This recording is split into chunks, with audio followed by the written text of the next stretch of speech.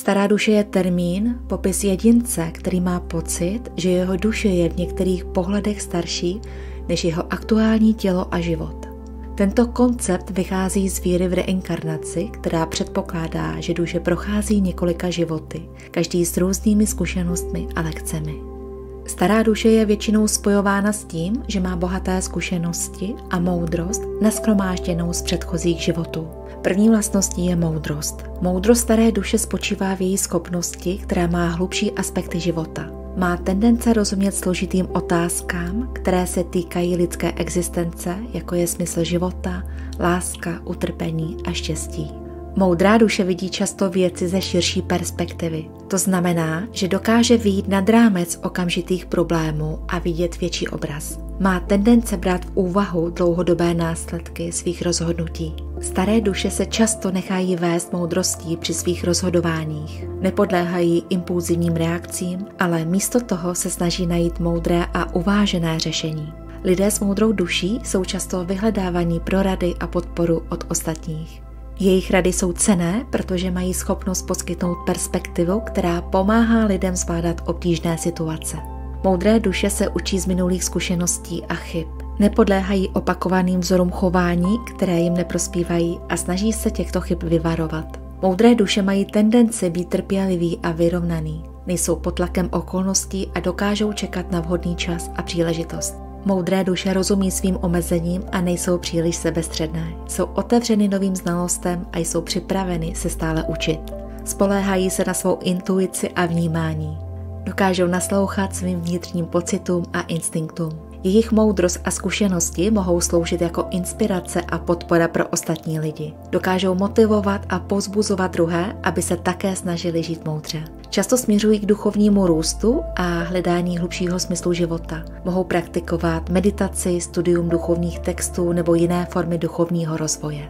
Druhou vlastností, jak poznat starou duši, je vlastnost empatie. Staré duše jsou mimořádně citlivé na emocionální stavy ostatních lidí. Dokážou rozpoznat i jemné nuance emocí a vnímat, co druhá osoba prožívá. Empatické staré duše nejenže cítí emoce ostatních, ale také jim dokážou porozumět. Tady ta schopnost jim umožňuje postavit se do situace druhé osoby a vidět věci z jejich perspektivy.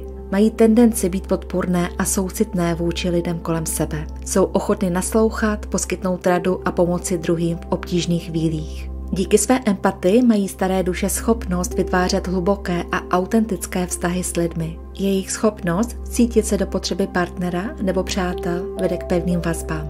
Díky své schopnosti chápat různé pohledy a emoce lidí kolem sebe mohou staré duše působit jako mediátoři v konfliktních situacích. Dokážou pomáhat při řešení sporů a dosahování kompromisů. Některé staré duše mohou mít léčitelský dar, protože jejich empatie jim umožňuje pomáhat lidem se zdravotními, emocionálními nebo duševními problémy. Mnoho starých duší se angažuje v dobročinných činnostech a humanitární práci, protože jejich empatie je motivuje k pomoci těm, kteří trpí. Třetí vlastností, jak poznat starou duši, jsou intuitivní dovednosti. Jsou to vlastně lidé, kteří mají tendenci mít silné vnímání svého okolí a situací. Dokážou zachytit jemné signály, které mohou uniknout pozornosti ostatních. Intuitivní staré duše mají důvěru ve svou intuici a často spoléhají na své pocity a instinkty při rozhodování. Dokážou rozpoznat, kdy je něco správně nebo špatně, aniž by museli vytvářet složité argumenty. Mají schopnost číst lidi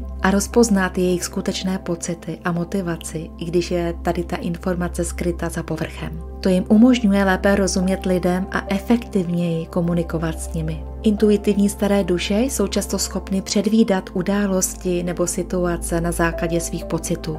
Mohou mít tušení o tom, co se stane, a často se ukáže, že jejich intuice byla správná. Jejich intuice může být podporována kreativním myšlením. Mají tendence nacházet nové a inovativní přístupy k problémům a projektům. Mají také tendenci vyvažovat racionální myšlení s intuicí. Dokážou prožívat obě tady ty vlastnosti, tady ty dovednosti, aby dosáhly komplexního porozumění situacím. Dokážou intuicí chápat emoce a potřeby lidí kolem sebe. Další čtvrtou vlastností, jak poznat člověka, který má starou duši, je hledání smyslu. Taková duše přemýšlí nad hlubšími otázkami existence a smyslu života. Tají se sami sebe, co to znamená být na světě a jaký je jejich účel. Mnoho starých duší se zajímá o filozofii a duchovní koncepty. Studují myšlenky filozofů, mystiků a duchovních vůdců, aby lépe porozuměli smyslu života. Často praktikují různé formy duchovního cvičení, jako je meditace, jóga, modlitba nebo práce s myslí.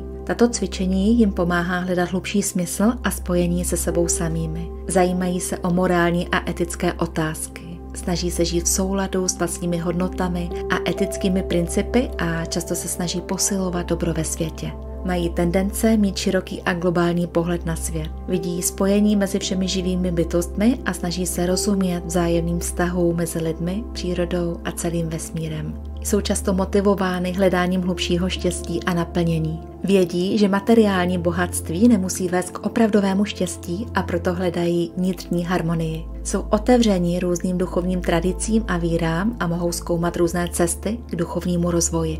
Často vnímají své životní zkušenosti jako lekce a příležitosti k osobnímu růstu. Jsou ochotní se poučit z chyb a výzev, které na své cestě potkají. Pátou vlastností, jak poznat starou duši, je vnitřní klid. Staré duše mají tendenci udržovat stabilní emocionální stav, což vlastně znamená, že se nenechají snadno unést do negativní emoce, jako je hněv nebo strach. Jsou schopní zůstat vyrovnané i v obtížných situacích. Mají vyvinuté dovednosti na ovládání stresu a úzkosti. Ví, jak relaxovat a uvolnit napětí, což jim umožňuje zachovat vnitřní klid i v hektickém prostředí. Mnoho starých duší pravidelně praktikuje meditaci. Meditace jim pomáhá sklidnit mysl, zlepšit koncentraci a dosáhnout hlubšího vnitřního klidu. Mají důvěru v to, že věci se budou vyvíjet tak, jak mají a nemusí být neustále pod kontrolou. Tady ta důvěra v proces jim umožňuje přijímat nejistotu s klidem. Uvědomují si důležitost odpočinku a regenerace pro udržení vnitřního klidu. Věnují čas a péči o své tělo a mysl. Vědí, že změna je součástí života a snaží se ji přijímat s klidem a flexibilitou. Mají tendenci se více věnovat sebepoznání. Tady to uvědomění jim pomáhá lépe rozumět svým emocím a reakcím, což zase podporuje jejich vnitřní klid. Vědí, jak žít v přítomném okamžiku a nezabývat se nadměrně minulostí nebo budoucností. Tady to jim umožňuje zakusit hlubší vnitřní klid a štěstí v životě. Další šestou vlastností, jak poznat starou duši, je vlastnost vzácný pohled na čas. Tyto staré duše mají tendenci vnímat čas méně lineárně než ostatní lidé. Místo toho vidí čas jako komplexní a měnící se entitu, kde minulost, přítomnost a budoucnost mohou být vzájemně propojeny. Často kladou větší důraz na přítomnost než na minulost nebo na budoucnost. Místo toho, aby se trvale zabývali událostmi z minulosti nebo plánováním budoucnosti, se snaží žít v přítomném okamžiku a těšit se z něj. Vnímají hodnotu jedinečných zážitků a momentů. Dokážou ocenit krásu a důležitost okamžiků a věnovat jim plnou pozornost. Mají schopnost rozpoznat cykly v přírodě i v lidském životě a to jim umožňuje lépe rozumět změnám a opakováním, které se v jejich životě objevují. Jsou ochotní se přizpůsobit a přijímat neočekávané události. Jsou otevřené různým filozofickým a duchovním konceptům ohledně času, jako je cyklický čas, čas jako iluze nebo čas jako součást věčnosti. Další a sedmou vlastností, jak poznat starou duši, je osobní růst. Staré duše mají silný apetit po znalostech a jsou stále otevřené učení. Jsou ochotní zkoumat nové oblasti a neustále se udržovat. Zaměřují se na sebepoznání a introspekci. Snaží se lépe rozumět svým emocím, myšlenkám a vzorům chování, což jim umožňuje růst a vyvíjet se. Nepovažují výzvy za překážky, ale za příležitosti k růstu. Jsou ochotní se postavit obtížným situacím a poučit se z nich. Aktivně rozvíjejí své dovednosti a talenty. Staré duše se často věnují rozvoji svých schopností v oblastech, které je zajímají. Často nalézají osobní růst ve službě druhému. Pomocí své moudrosti a dovedností se snaží pozitivně ovlivnit životy jiných lidí. Osobní růst u starých duší často směřuje k seberealizaci, což je proces, při kterém člověk nachází svůj pravý potenciál a žije autentickým způsobem. Místo zaměření na kvantitu, například materiální bohatství, dávají přednost kvalitě života. Staré duše si cení hlubších a smysluplnějších zážitků. Další 8. vlastností, jak poznat starou duši, je silné spojení s přírodou. Tady ty staré duše mají větší respekt k přírodě a životnímu prostředí. Chápou, že příroda je neocenitelný zdroj moudrosti a inspirace. Mají tendenci trávit více času venku v přírodě. Procházky v lese, v horách nebo na pláži jsou pro ně důležitým způsobem, jak se dobít energií. Jsou aktivní v péči o životní prostředí a snaží se minimalizovat svůj ekologický otisk. Toto zahrnuje recyklaci, úsporné spotřebiče, přírodní kosmetiku a ekologické prostředky.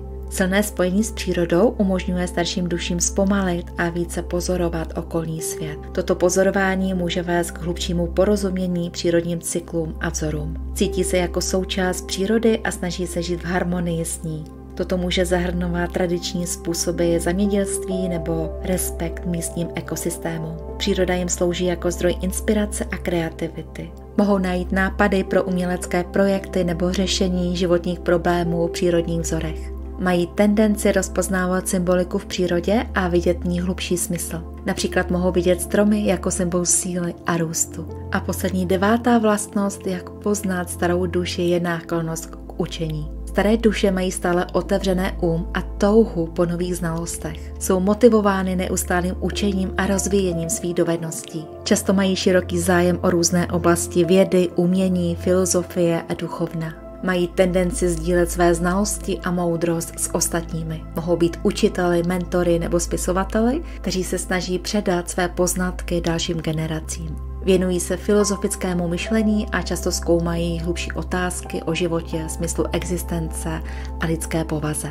Tady to filozofické učení je pro ně součástí osobního rozvoje. Jsou ochotni studovat sami a hledat informace nebo materiály, které je zajímají. Samostudium jim umožňuje objevovat nová témata a projekty. Mají navíc silný smysl pro zvídavost a často pokládají otázky, které vedou k hlubšímu porozumění. Tady ta zvídavost je hnací silou jejich učení. Náklonnost k učení je pro starou duši důležitou součástí jejich života. Nevidí vzdělávání jako pouhou povinnost, ale jako cestu k osobnímu růstu a moudrosti. Nejde jim pouze o získávání znalostí, ale o transformaci a zlepšení se jako jedince. Pokud se vám líbilo tato video, budu ráda za váš like a odběr kanálu.